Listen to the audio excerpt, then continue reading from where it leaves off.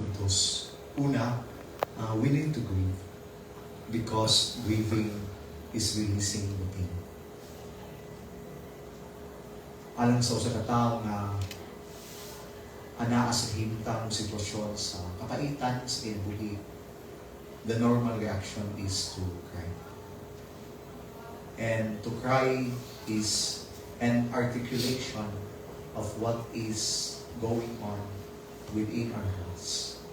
Muna nga importante kaayo ang bahin sa grieving. But I understand very well na sa mga naglabay mga adlaw, bisan hangtod yung ining panahon na karon, because we were shocked of what had happened to Benson. We could not accept up to now his death.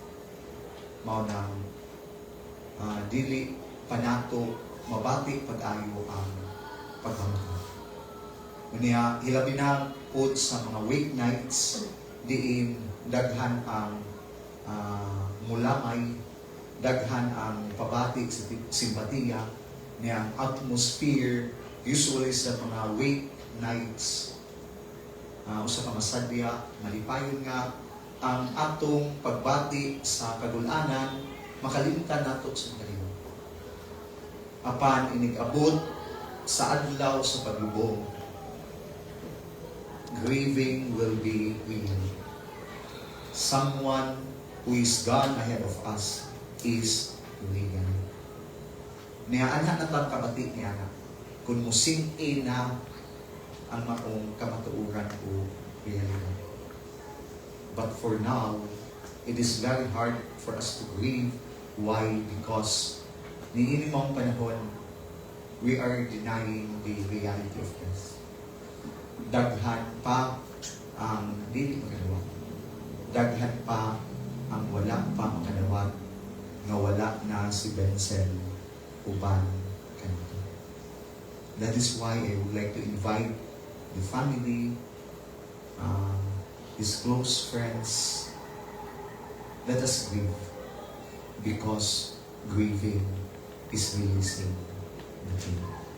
May usan siya kapamaagi na mahupay, mapuypoy ang sakit na atong ibati diha sa atong lugar. We could not contain hangtod-hangtod. Kinahanglan nga atong pagula ang maong kasakitan na naa sa atong lugar. Don't be afraid to cry. Don't be ashamed to grieve because it is a normal reaction for a person who is in pain.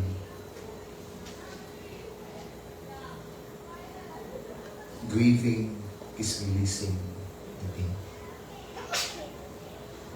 Ikaduha, dili lamang kita mo grieve sa income. But what is also important is that we need to recall and to reminisce those good memories na sa diyang buhi pa siya. Importante kaayo ang pagdugdog. Importante kaayo ang paghandog. And I know you have different stories to tell. A personal encounter with Benson.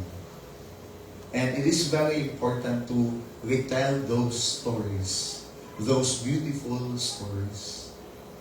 Not just the last moment sa iyong kinabuhi, dili lang paghisgot unsa siya nga paagi na namatay o kanusa siya namatay, kundili giunsa niya pagpuyo ang iyang kinabuhi ni ininalimutan. Usa sa may padala na ako din karon ang community sa tourism. Niya usa sa mga membro ni ini ang akong pag-umangkon, si Ina, nga suod kaayo sa ni Benson. From time to time, si Benson mo adto na sa among balay dito sa St. Joseph Village, dito sa Dagulampas. Niya na sila yung maluwa magpa-sintipid si Benson ni Ina sa akong pag-umangkon. niya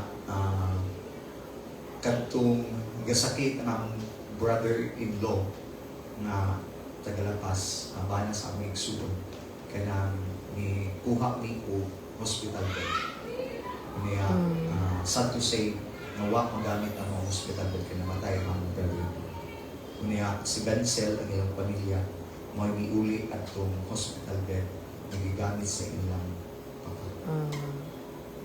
So kanang ni chat na akong pagumangkot atong Friday ni mo nako siya call kanang na ako'y friend suod kaayo nako and I'm so sad now tungod kay na giatake ang among barkada niya ni komatos niya nagalaon ko nga mumata siya pag-usap mo to yung news niya na kanang napiktuhan ko tungod kay I felt what she felt. Mo tong the following day text yan ako call kanang misamot ko kagubol kay namatay na si Benson. Palihog ko o apil sa inyong pagkakas. Niya ako siya gihinan nga sige day kay mumis ako at dito. Akong paagi sa paghupay sa iyang nasakit na kalatian o gingon man paghatag o pagpakita o simpatiya sa pamilya sa pagisyo tungkol sa matayo ni Benson. It is not just reminiscing the last days, the last moments sa iyang kinabuhi, kundi pag revenge those good memories. According to sa akong pagmangkod, he has a beautiful heart, a person of beautiful soul. Niya, he always wears smile. That is why he is so attractive to people. He has won so many friends tungod sa disposisyon, tungod sa kamaayo sa iyang dughan, o tungod sa kindness na iyang ipakita sa dinhi pa siya ni kalibutan. And it's good to retell those stories because one way na ang ligasiya sa usa ka tawo mao ang pag-pass it on pinaagi by mouse sa kayuhan sa mga tao nga atong gikahimamat o gikahibalag matagkaroon og ulo. Aron mabuhi ang iyang handumanan, kamo kita nga nagailakan niya atong istorya ang mga sugilano ang atong mga kasinatian together with Benson. And that is one way also of healing the wounds and brokenness brought by death. Nga dili lamang ta magbamutan, dili lamang ta maghila, kundi we can still afford to smile. Why? Because we remember those good memories. Ikatulog katapusan, dili lamang ta magbamutan, dili lamang ta muhandom sa mamaayong kasinatian uban nato kang Benson sa dinhi pa siya ng kalibutan. But much more, we remember him in our prayers. That is why we gather today. That is why we offer this prayer for his eternal purpose. Naghiusa ta, dili lamang basta naghiusa, kundi naghiusa kita niining halandumon o mahinungdanon nga buhat natong mga Katoliko. Mao ang buhat sa paghalad o pag-apo ngadto sa Dios alang sa kapahulayan sa mga kalag nga namamatay, ilabi na ang kalag ni Benson.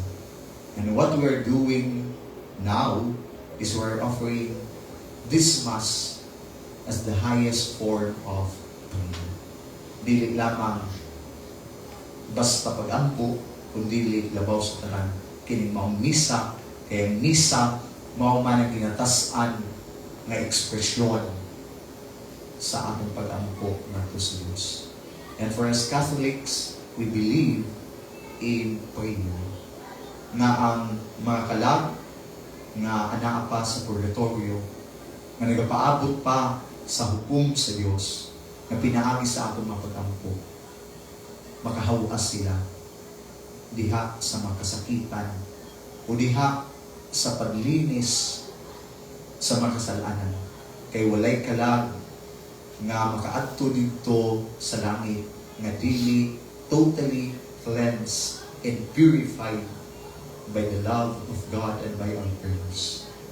Mao na nga kita nagalaom, kita nagatuo. That is why we gather here today, because we are a people of faith. We're people of hope.